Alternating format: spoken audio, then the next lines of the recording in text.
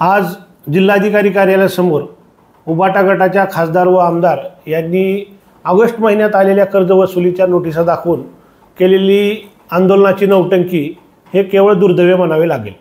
वास्तविक अतिवृष्टीमुळे बाधित झालेल्या शेतकऱ्यांना फडणवीस सरकारने थेट बँकांना आदेश देऊन कर्जवसुली थांबविण्याचे सक्तीचे निर्देश दिलेले आहेत। वास्तविक गेल्या आठवड्यात लोकनेते माननीय राणा जगजितसिंह पाटील यांनी जिल्हाधिकारी यांच्याशी बोलून बँकाची ऑनलाईन मीटिंग घेऊन माननीय जिल्हाधिकारी यांनी ही कर्जवसुली थांबविण्याचे निर्देश दिलेले होते।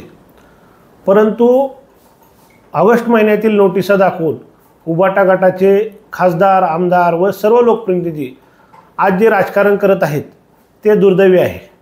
आपत्तीच्या काळात तरी उबाटा गटाच्या नेत्यांनी राजकारण टाळले पाहिजे। किमान आपत्तीच्या काळात शेतकऱ्याच्या पाठीशी आपण ठामपणे उभे राहिले पाहिजे। तुम्ही वर्षातले 365 दिवस 24 तास राजकारण करता, त्याबद्दल आम्हाला काहीच म्हणणे नाही।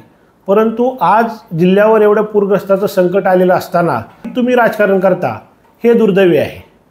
आज जिल्ह्यात एवढं संकट आलेलं असताना खासदार, आमदार केवळ 24 तास कायम राजकारण करत असतात। आमचा त्यांना एवढाच सल्ला आहे की किमान आपत्तीच्या काळात तरी शेतकऱ्याच्या पाठीशी आपण ठामपणे उभा राहा, शेतकऱ्यांना मदत करा। केवळ नौटंकी करून शेतकऱ्यांना मदत होणार नाही, तर आपल्या कृतीतून शेतकऱ्यांना मदत केल्याची दाखवा, एवढाच आमचा त्यांना सल्ला आहे। आज जे जिल्हाधिकारी कार्यालयासमोर नोटिसा जाळल्या आणि स्टंटबाजी किंवा परत नौटंकी, याला दुसरा शब्दही आमच्या भाषेत नाही, असं करण्यापेक्षा आपण आपल्या कृतीतून शेतकऱ्यांना मदत करा। आजचं आंदोलन म्हणजे वरातीमागून गोड, एवढंच माझं सांगणं आहे।